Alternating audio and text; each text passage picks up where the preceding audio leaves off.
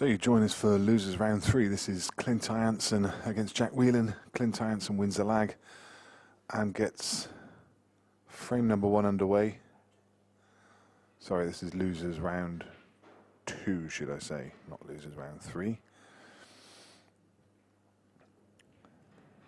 Getting ahead of myself.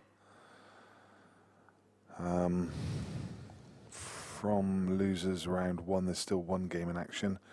Michael Kermy against Paul Kelly. All the other games are complete.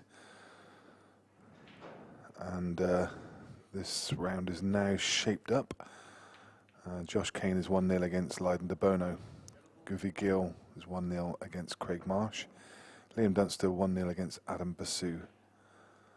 Ben Flack 1-0 against Chris Gill. Mark Billingsley 1-0 against Mason Penny. And John McAllister 1-0 against Rich Gifford.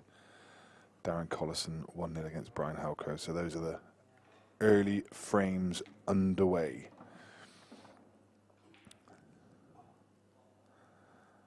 Current stream games, Sam Bircher and Sean Story are on table 11. Jordan Shepherd and Dom Cooney will be on table 4 soon. Carl Boys against Rob Warren is underway on table 3. And, of course, this game before you. 2 players at the top of the game. 2 regular opponents in Clint Anson and Jack Whelan.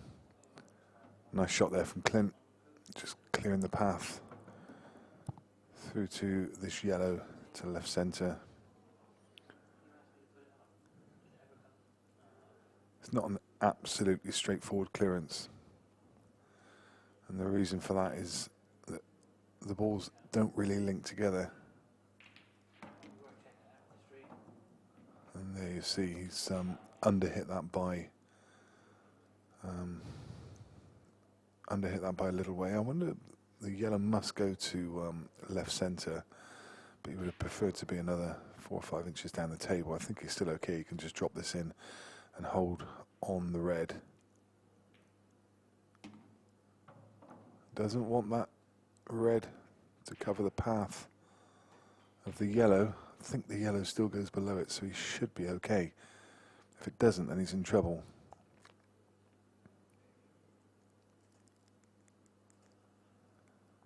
I think he must be okay. No drama. Yeah, just cleared the path. His heart would have been in his mouth just for a split second with that yellow.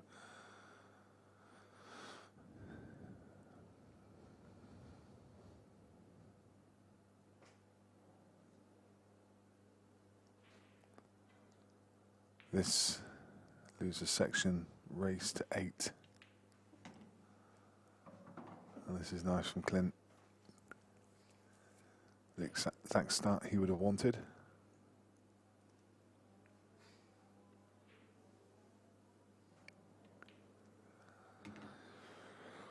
And it's 1-0. This is event 4 of the Supreme Series, the Central Vehicle Leasing Challenge. Bit of a mouthful, but there you go, Central Vehicle Leasing. And see some of the deals that they've got.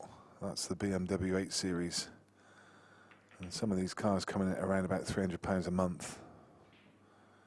BMW 330 for £300 a month is incredible value.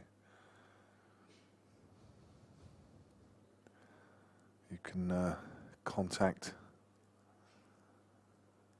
Central Vehicle Leasing. There's a phone number and the website is on the page, and these are special prices put together for this event. So you saw the /pool, so CVL.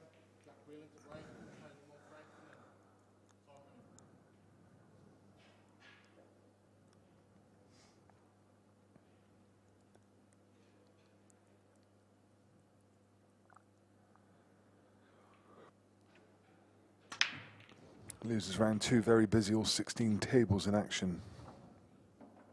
Greg Batten's the only player now not playing because he's waiting for the winner of Michael Kermy against Paul Kelly.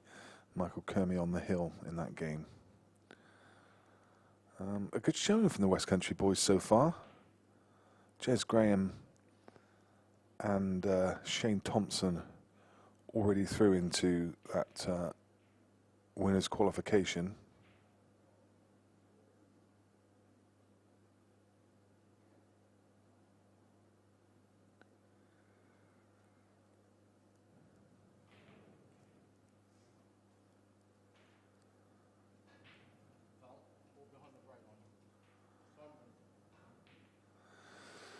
So in off from Jack, gives Clint ball in hand, and you heard the referee say behind the break line.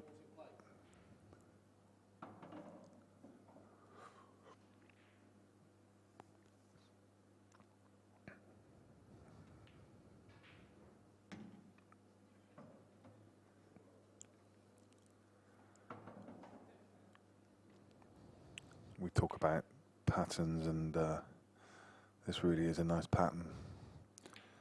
The good patterns are where each ball links to the next, and this is just fairly straightforward, nothing to do with the cue ball, just a series of stun and screw shots.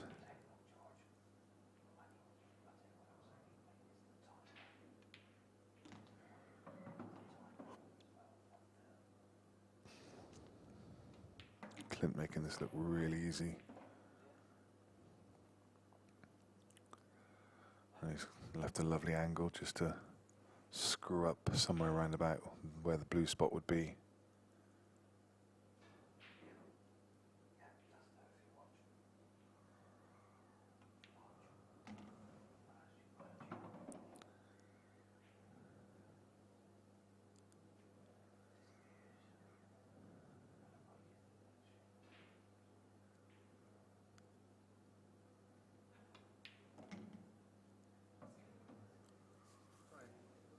Very nice.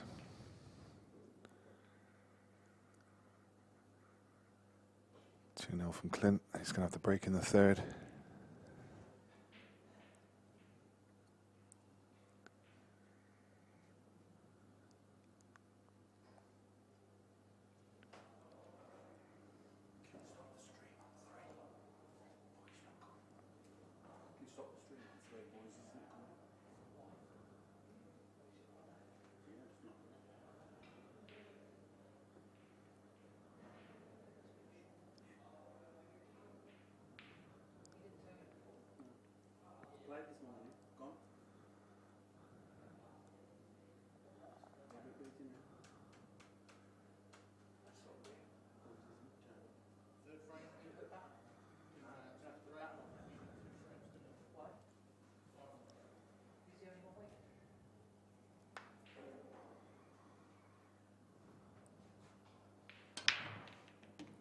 Lots of cue ball there. Didn't time that well at all. Cue ball nearly found its way into the right centre, and that was just all about the timing.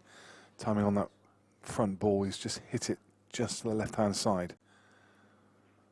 Didn't find the sweet spot, but he got away with it. Caught the knuckle and made a couple of balls, and the Reds look very, very decent. Referee Scott taking away the shark rack.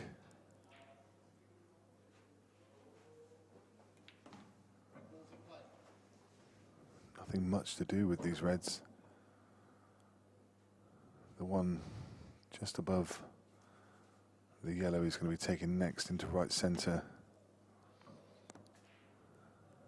And again, it's just a fairly simple pattern with one ball linking to the next. All he really needs to concern himself with is finding the right line. Well, he's found the gap now if he wishes, and I think he probably will, as he's found the perfect gap. He's going to take this one to bottom right now. Just needs that to run on, and hasn't he judged that well? Brilliant. Couldn't have placed that better by hand. Coming around off two cushions. Exhibition pull from Clint Anson. He really is delightful when He's on his game. Super.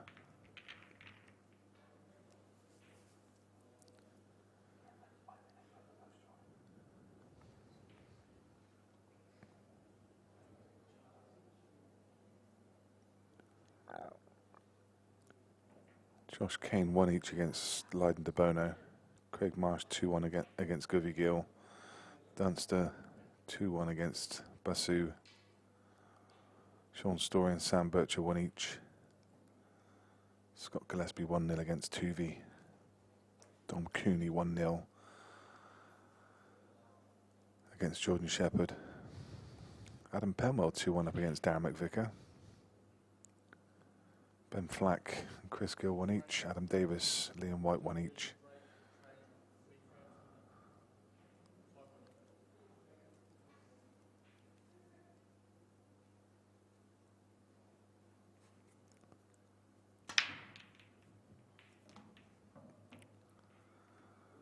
Again, he's lost the cue ball.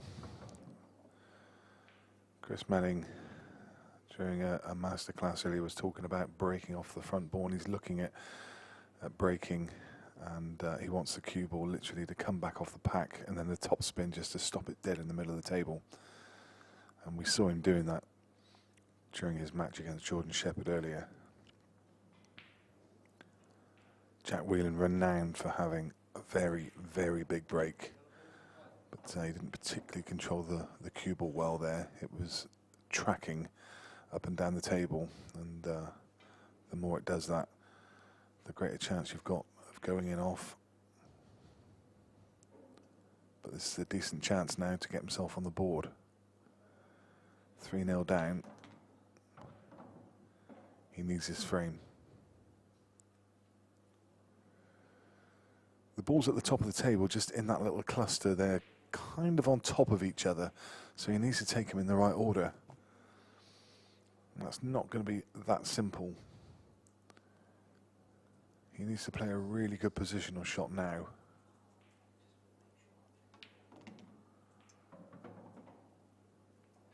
That's top drawer. Didn't have a very big window to play into, not much margin of error. But had to take these in the right order. I think he can play the top one of the three. Maybe able to get to the middle one. No, he's playing the top. And now he's got the one just below the red into the right centre. And that one shot has opened up everything.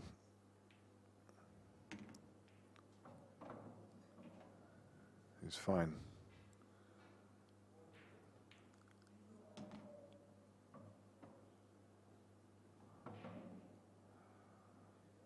Two class players.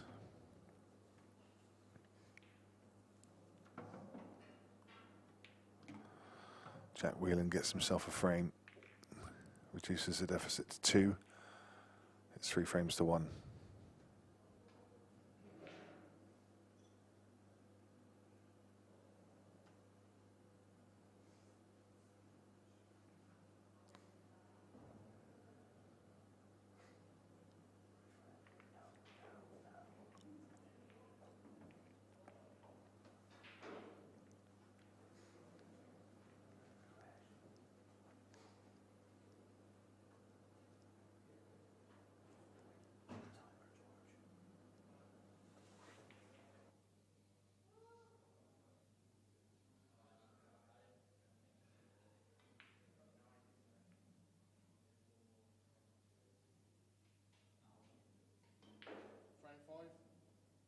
Clint Anson to break, leading 3 frames to 1. Time running.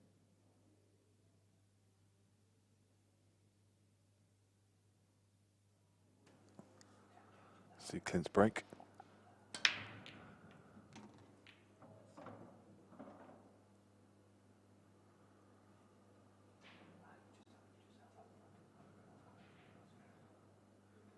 Timed that really well, flushed the pack. Everything broke far and wide. That's loose. That really is loose.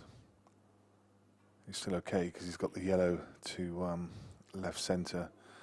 He is hampered, but it is just a drop in.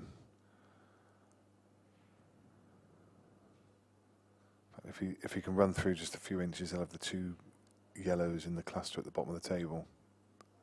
Or maybe he can't get through to that, you know? Yeah, he can, just. Oh no. See, that, I mean, that was all about that hampered queuing. And it just didn't get through that, that cue ball on the shot before, which left him hampered. Still expected him to get the one over left middle, but he's caught the knuckle. And now this has given Jack a great chance.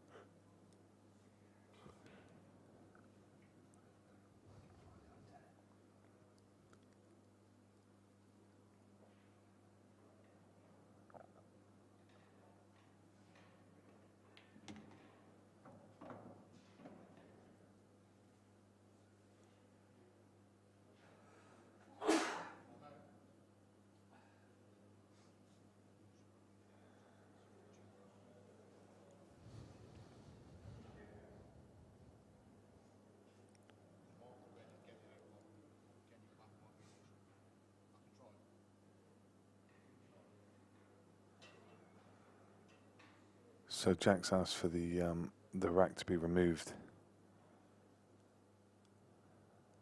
We noticed yesterday the players weren't particularly asking for it to be removed unless it was absolutely necessary. And the referee was just saying that he's going to struggle to get a ball marker in that gap. So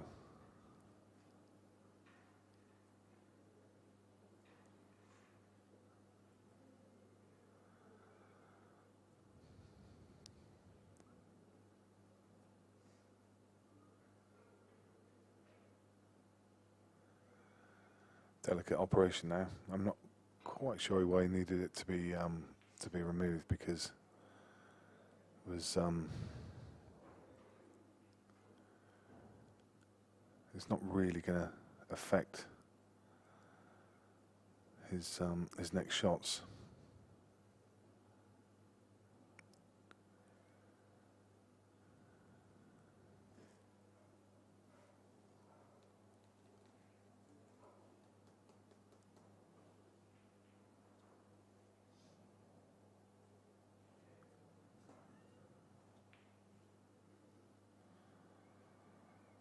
We see Mark Billingsley 4-0 against Mason Penny now. John McAllister 3-1 against Richard Gifford. Oli Bell 1-0 against Omar Manchard.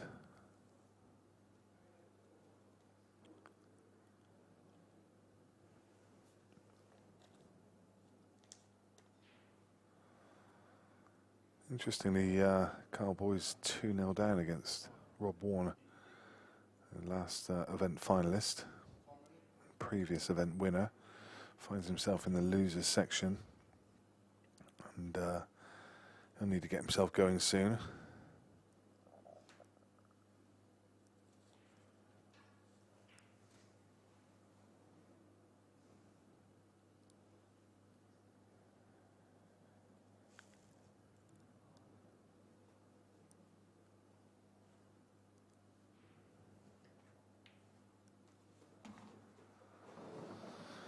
Yeah.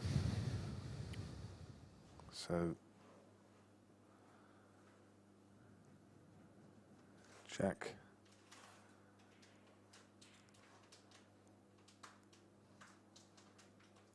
should be oh, that's missed. I was going to say should be taking advantage of this mistake. Just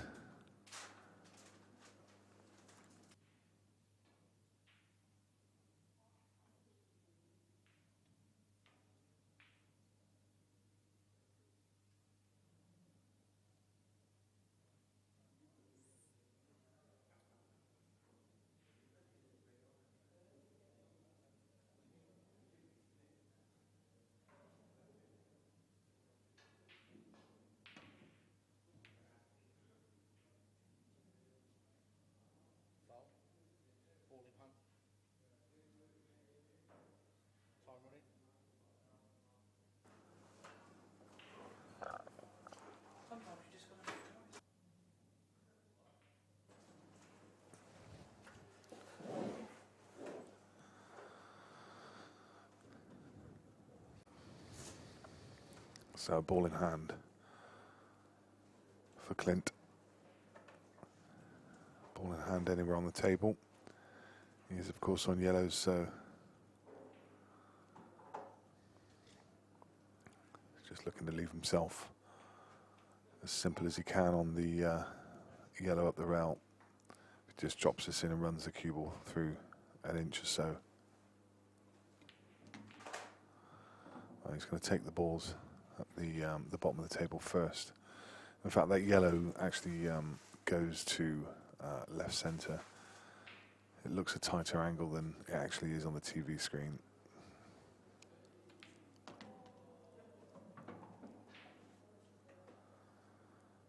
Finish straight, but he can just screw straight back off the left side rail.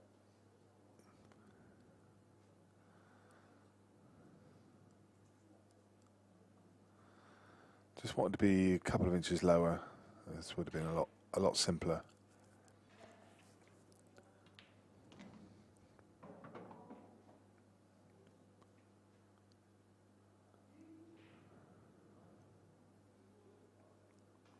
He's got the choice of either ball.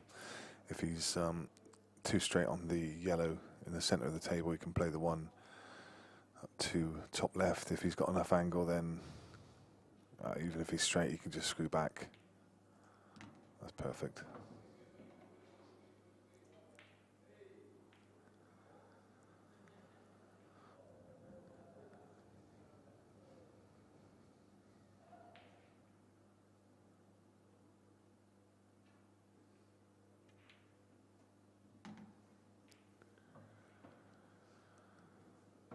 Another frame for Clint Anson.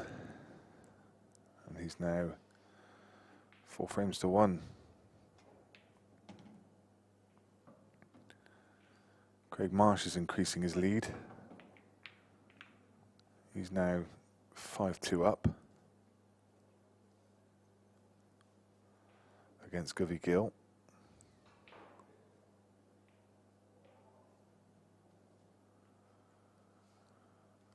Rob Warren's 3-0 against Carl Boys. Carl Boys at risk of an early exit.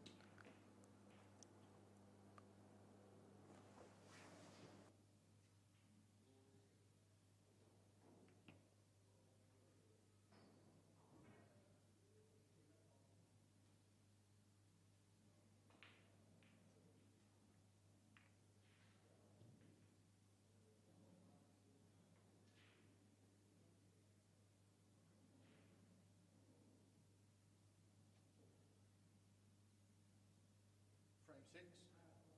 Jack Whelan to break, trailing 4 frames to 1. Time running.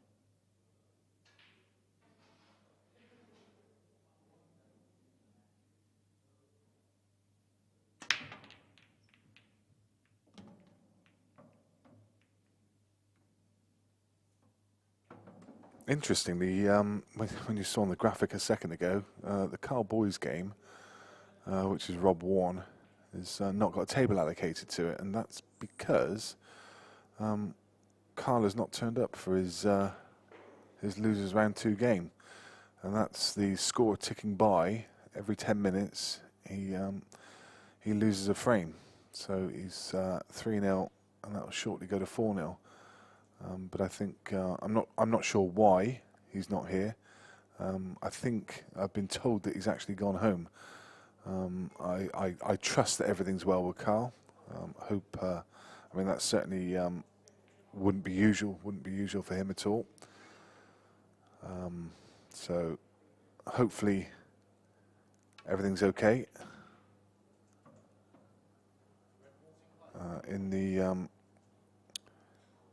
Yeah, we wish him well. But that one will soon be 8-0. I believe, as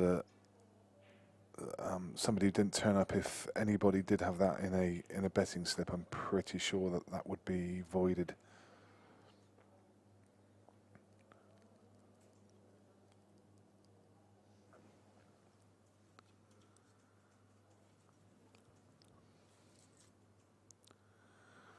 I will try and get some confirmation on that, on whether he has actually gone home, but fairly sure.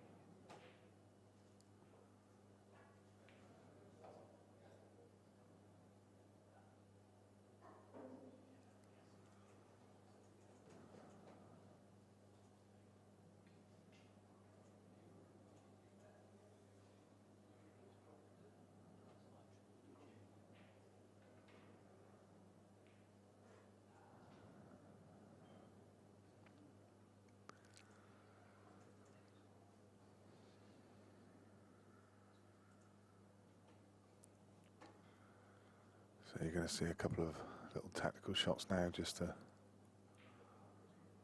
leave a few touching balls.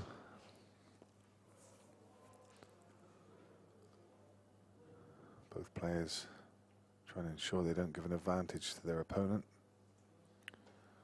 And it's going to be more difficult for Jack here because if there's no touching ball, he's going to find it hard to play a shot and leave some kind of cover.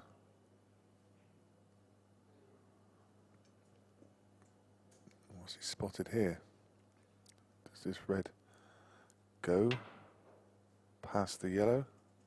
That's certainly what he was looking at. Didn't look like there was room. And now this has given Clint a really good chance. Very makeable clearance to go 5-1.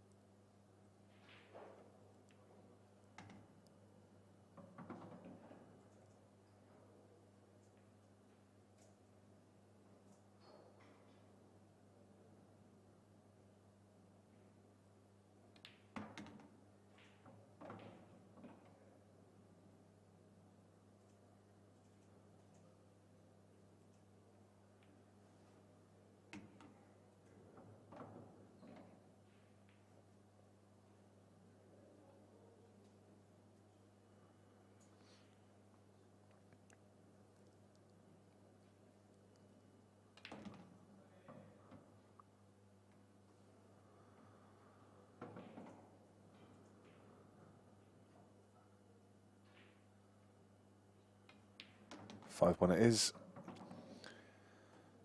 with this simple black. 3 more to dump Jack Whelan out of event number 4. And some people's favourite for certain.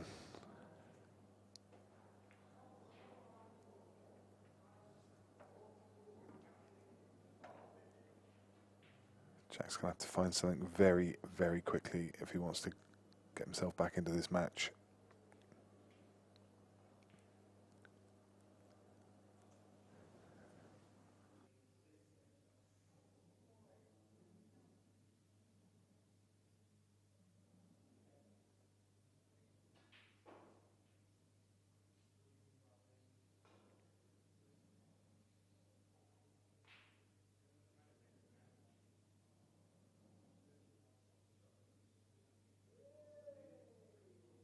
Frame 7. Clint Anson to break, leading 5 frames to 1. Time running.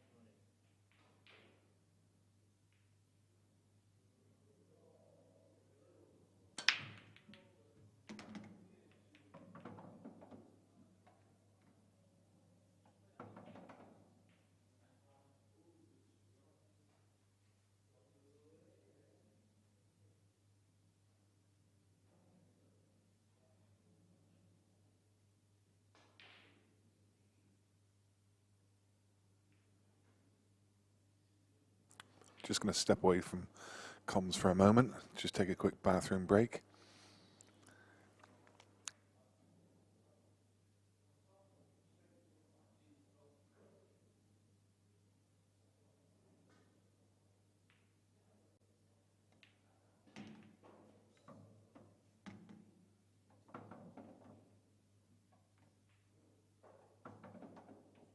Foul. Ball in hand. Time running.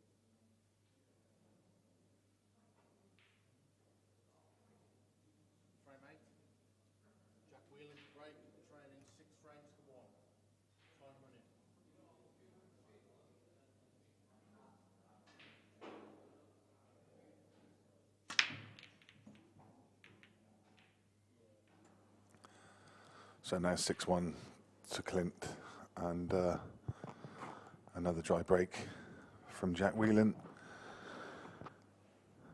brings Clint to the table to get on the hill.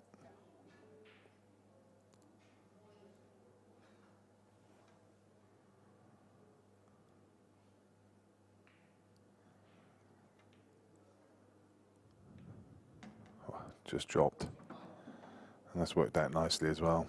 A little kiss at the top of the table.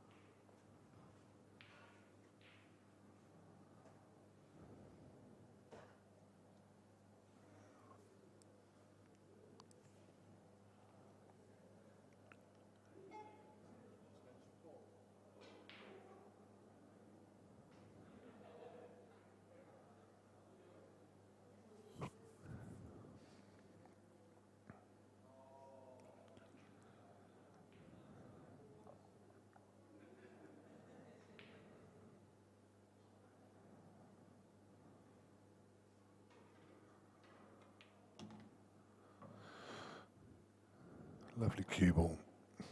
He does really have a nice touch.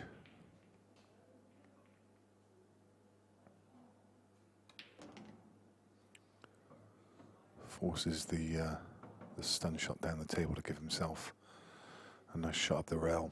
Again, he's going to have to punch this one out to get the cue ball.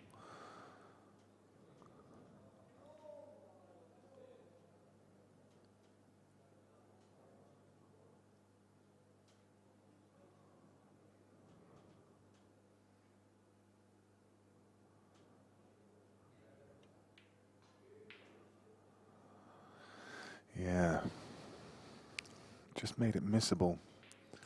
Shouldn't have missed it.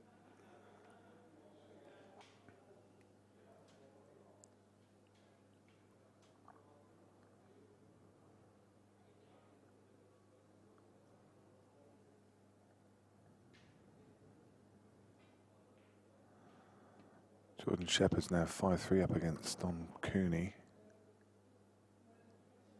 Rob Warden's, yeah, ticking by in that Carboys game. As we mentioned, Carboys has definitely left the building, so that's a forfeit game. Darren McVicker on the hill against Adam Penwell, 7-3.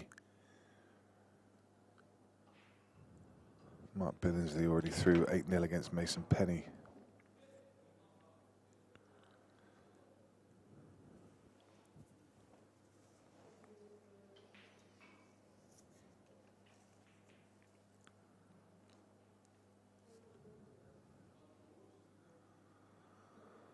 The black's going to be the issue here, but I think he's going to play. I think he's going to play the loss of turn shot. He's just going to play the yellow up onto the red to leave his yellow over the bag. In fact, that's an even better shot, of course. Using the cue ball to cannon up, that's a great shot. So, of course, using the rules to his advantage. Clint having to play the cue ball from where it lies, and both players would have been very familiar with that shot. They're both really good Chinese snooker players, and that is a rule taken from that rule set.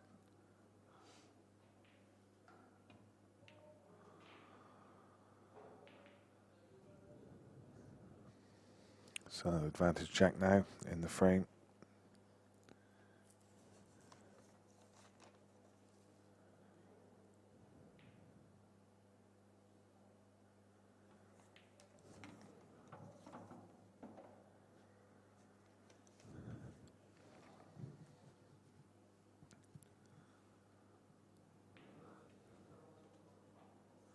Having to take this one in bulk because nothing else really connects with it, and you can see the frustration that Jack's showing here. Not happy about that at all, and he's left the double. I say he's left the double. He might just be okay. He might have left the double kiss, but it is a big pocket.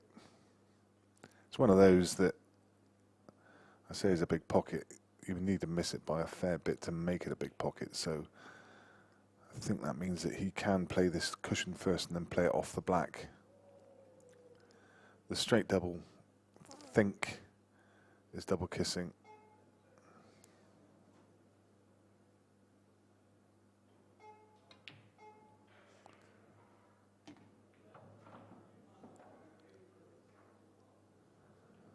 Oh, did he play that?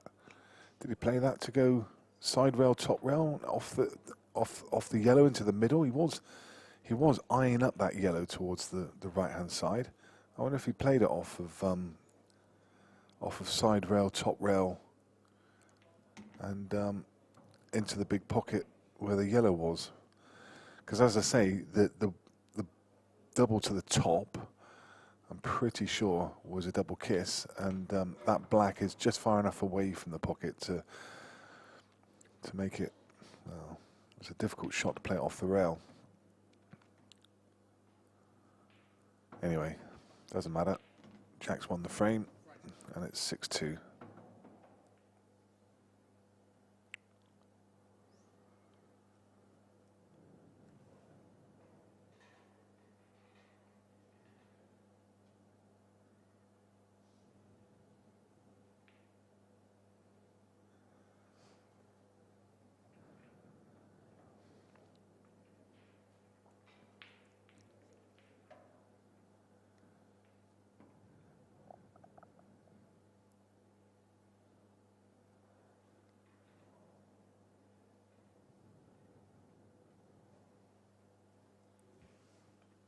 Scores on the doors.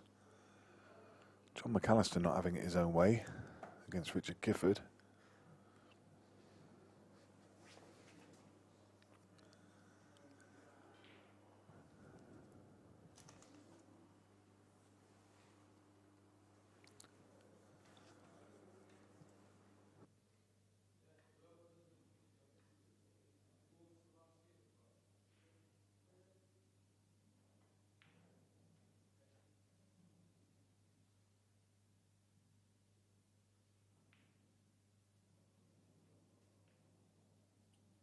Frame 9, Clint Anson to break. Leading 6 frames to 2. Time running.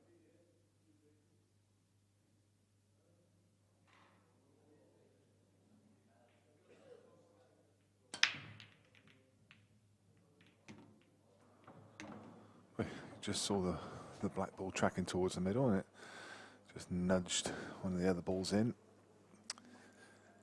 I like yellows here. Sorry, I like reds here. You've got the drop into the right corner, and you can just float across for the red next to the yellow in the middle of the table. Number of options. I think he's going to play the one I just mentioned.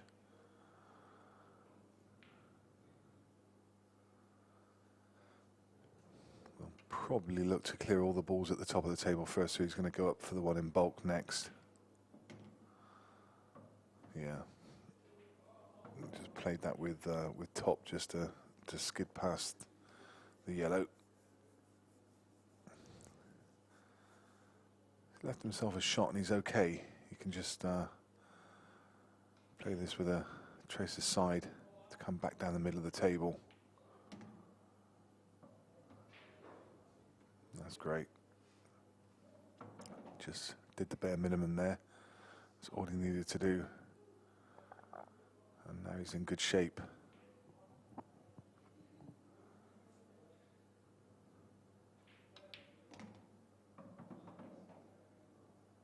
That's a lovely positional shot. Again, great touch.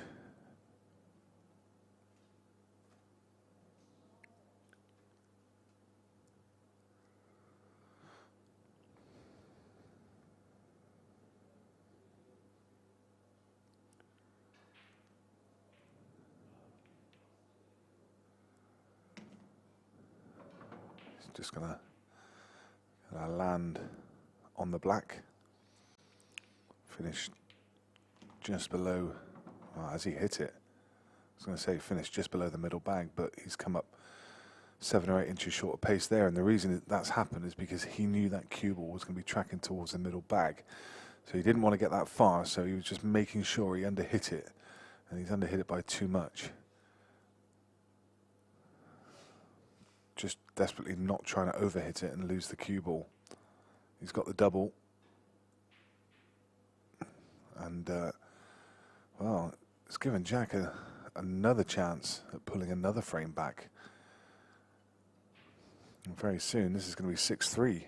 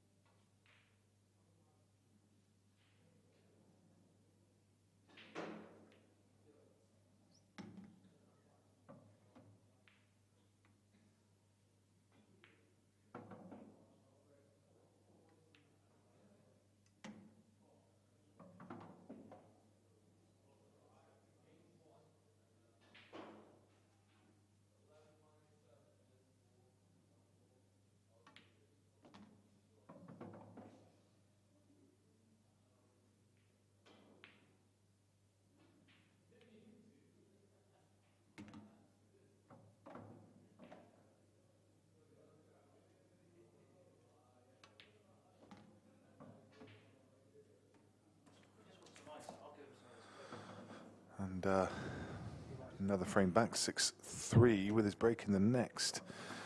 Well, this looked all over by the shouting. But somehow, through a little series of mistakes in the middle, Jack's fighting back. John McAllister 5-4 against Rich Gifford. Leiden de Bono 5-3 against Josh Kane. Leiden, one of the Maltese players. Not happening for Josh this weekend. Lost his winners round game 11-0 against Arf and Dad. Sorry, 11-1. Craig Marsh is on the hill.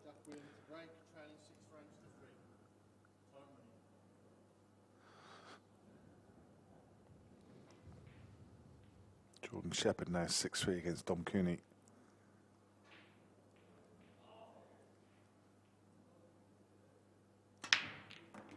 Sledgehammer break. Similar with the cue ball though. Cue ball up and down the table 2.5 times. Screws it all the way back, and all the way back down the table again.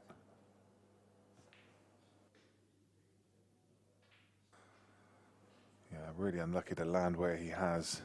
That black is ugly. And what does he have as an opening shot? Well, he doesn't.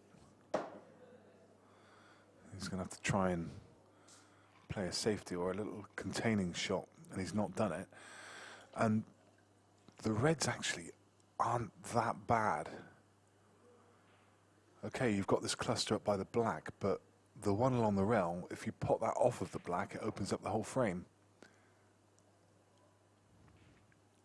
There's work to be done.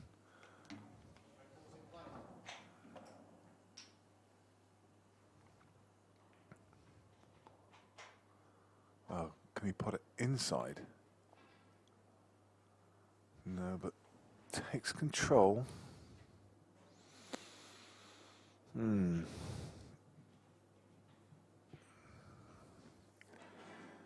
these rules, Jack's going to be looking at getting that advantage back.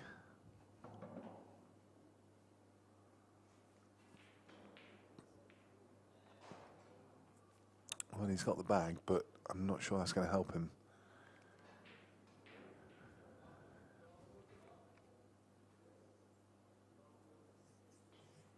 His saving grace is the red that's tied up at this end of the table next to the yellow. It doesn't really go anywhere.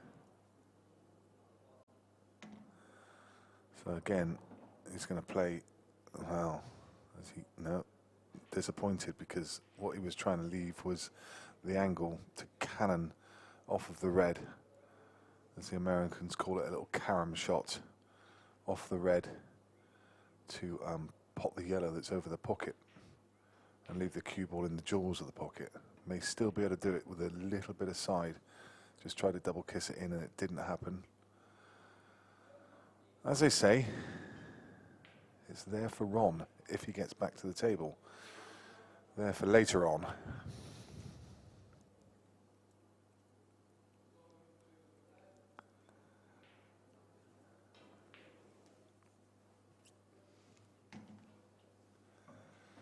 Will he get back to the table is the question.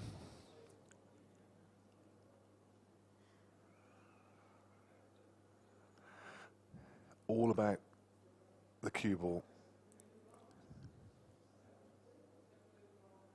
Just needs to keep it in control.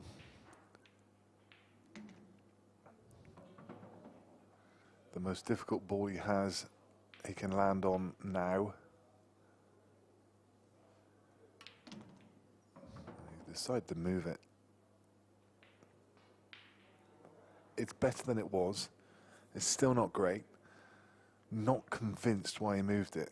Think he could have landed on it. I think he could have screwed across into the red and landed on the yellow for the right centre, or he could have just stunned across where the if he'd have brought the cue ball across to somewhere just to the bottom of the white line, he'd have had that yellow into the left centre. Don't think he needed to move it. He was making a harder work than he needed to there. Why move a ball when you can land on it? It's called as extension. It's a 45-second clock. One extension per frame, per player. It's a good recovery.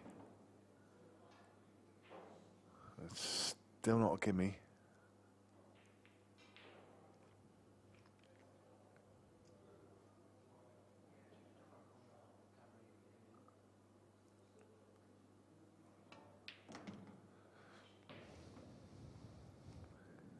That was nice. It just, if you notice, he just screwed that back a couple of inches. And this is what the players are always thinking at this level. Just to leave himself the right angle on this double. And if he didn't leave it, then he could have played that last yellow and then landed on the one up the rail.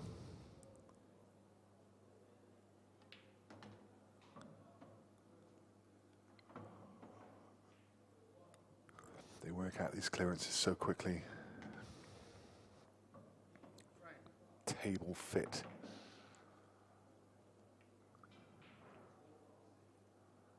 Six frames to 4.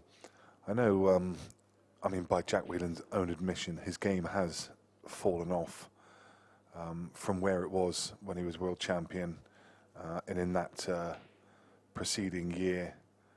Since then, it's fallen off a bit, and he's in that period of time, he's got himself a great job. I think his career is going from strength to strength, and I believe in that time as well he got married.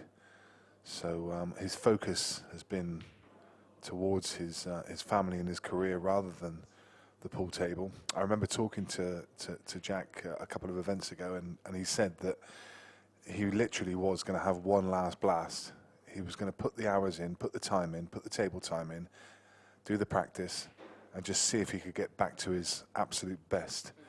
And if he couldn't, he was pretty much going to knock the game on the head. I hope he doesn't, because one of the best players of the modern era to grace the table. And obviously still just struggling for a little bit of form this weekend, but Clint's really doing him some favours here. From 6-1, I believe it was, to now what should be a decent chance at 6-5 and back on break.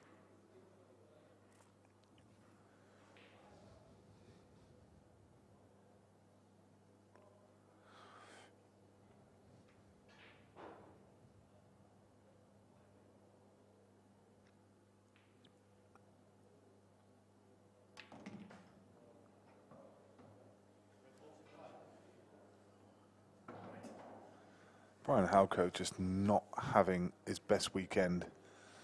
He's 6-3 behind against Darren Collison, and again I saw him in the bar earlier, and he said that he's just not having the best of times with the game at the moment. He put up a post last night saying that he just wasn't enjoying himself. The game has been a bit cruel to him at the moment. And he's trailing Darren Collison 6 frames to 3.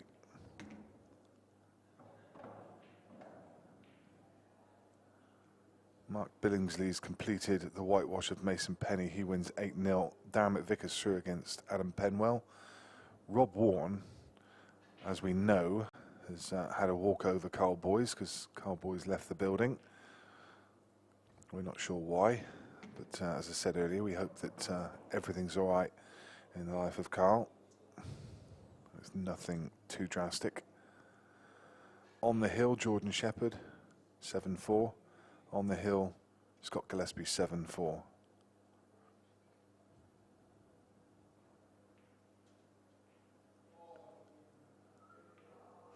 Adam Davis just edging things against Liam White. He's 5-4 up.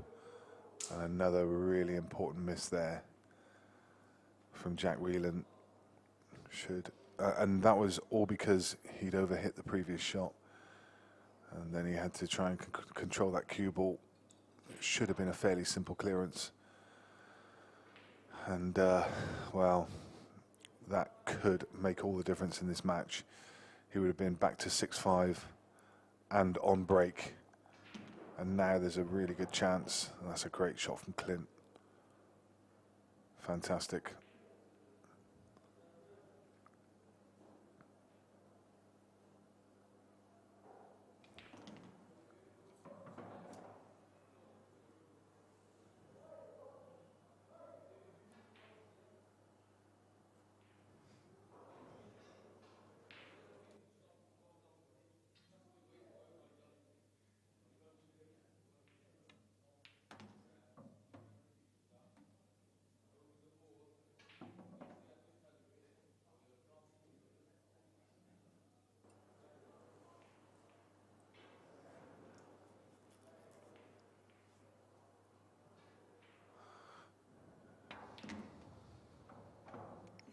Has he come far enough?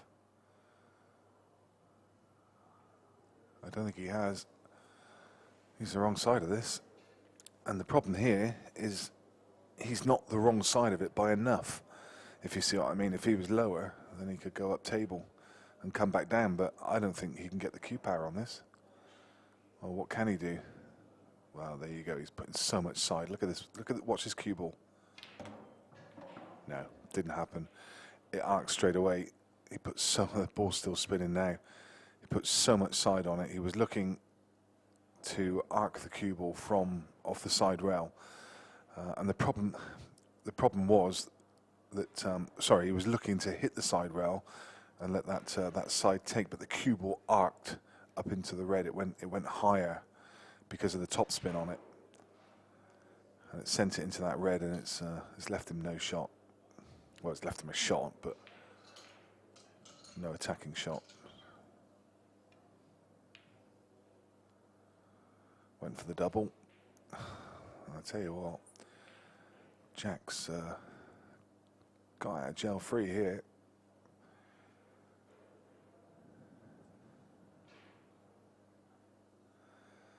He has used his get out of jail free card.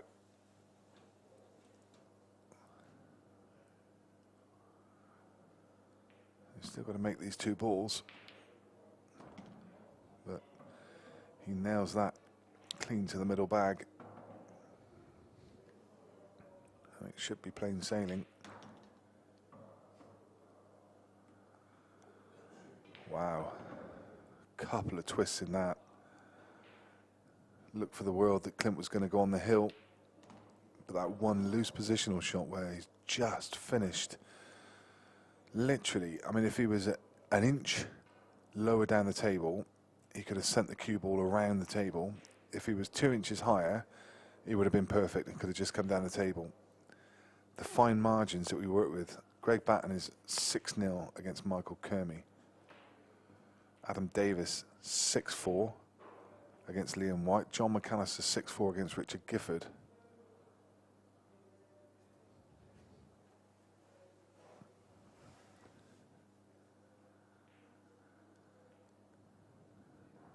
The other scores you can see. Oli Bell locked up in a battle there with Mounted Omar. Oli didn't have to turn up until this morning. He travelled up early this morning. And he had a forfeit game yesterday against Wayne Fryer. And was beaten by Dave Fernandez this morning, 11-8. So he finds himself in that game against Omar. Big frame, this one. Big, big frame. And there you see that cue all getting sent to the top of the table, back down again. He seemed to time that fairly well. He got the big split, but nothing's found its way to a pocket. And these reds are pretty much unmissable.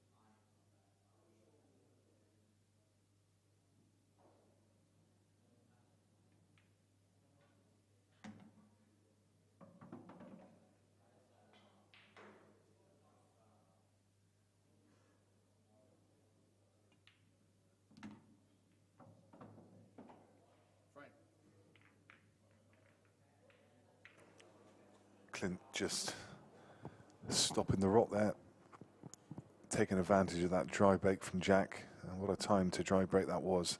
Couldn't have been worse.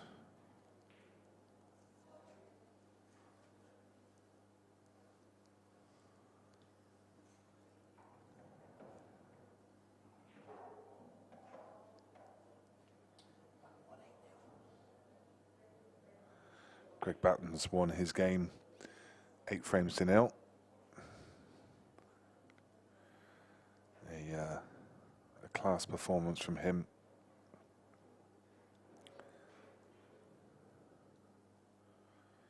So Michael Kermey, the Maltese player, finds himself at the event.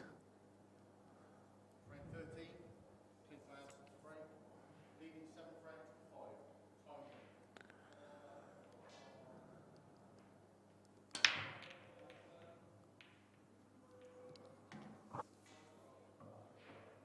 And that could and should be the final nail in the coffin.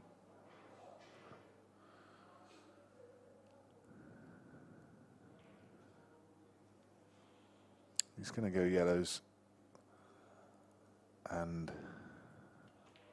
there's one minor problem of this yellow that's closest to the left-hand rail. I think he can move it if he needs to, and he can move it off of this shot, but he may also just be able to land on it. You can get through to the potting angle. That's perfect. Absolutely perfect. What a super shot.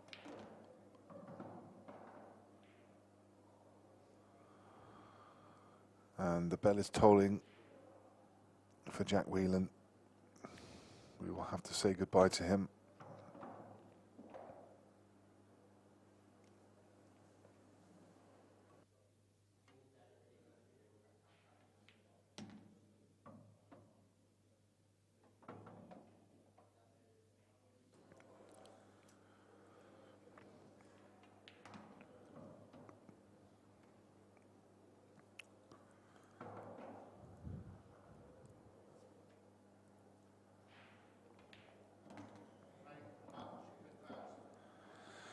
There we go. That really was a great performance from Clint Anson.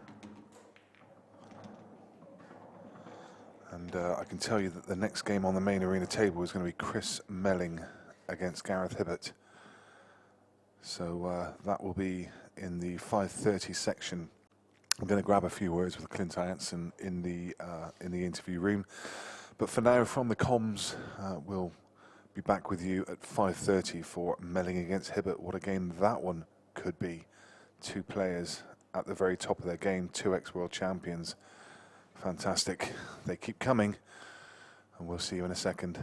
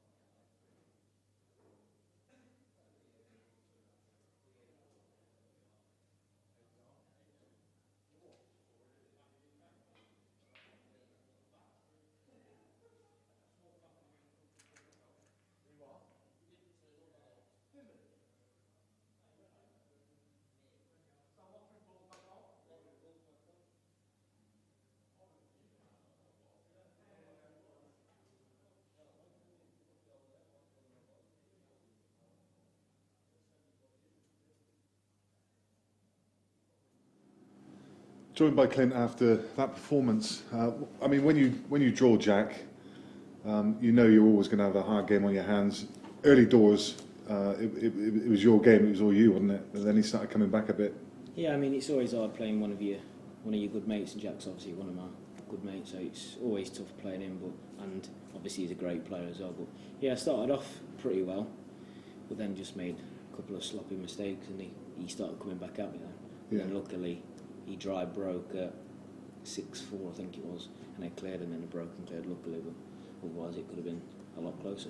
Yeah, I mean, there was a moment there where he looked like he was going to come back, and of course that dry break at the end and a couple of brilliant clearances from yourself. How do you keep that composure at the end? I think it's just years of experience, I think. Just playing virtually every weekend for the past 15 years, that helps. But yeah, I was a little bit fortunate really, because he had a couple of, he had 2 or 3 good dry breaks, and then when he did pot, he didn't have a clearance on. So, yeah. But I mean, I've been there myself, so I know how that feels. Yeah. Just when the rub of the green goes your way, you got to take it, I suppose. Yeah. Just touching on that, Clint, I mean, you said you played pretty much every weekend for the last 15 years. How do you keep your hunger and passion? Do you have to love the game? Yeah, of course, yeah. If I didn't love the game, there's no point playing. Yeah.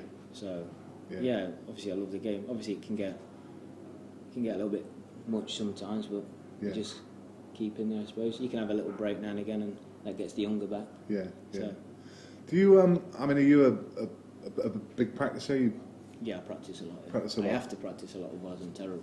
yeah, So, yeah. yeah, I have to play 2 or 3 hours a day. I mean, do you enjoy do you enjoy it just from a playing perspective, or are you a watcher as well? Are you watching when there's games on? No, I don't tend to watch, to be fair. Just try and chill out when I'm not playing. Yeah. Relax. If I sit there and watch, I just get tired. But would you watch at home if it was Well, something you weren't playing? Yeah, I've watched like the Premier League Yeah. and stuff like that. Yeah. Yeah, brilliant. Best of luck with the rest of the event. All right, thanks a lot. It was a pleasure, mate. Cheers. Cheers, buddy. Well, thanks very much to Clint, and best of luck to him for the rest of the event.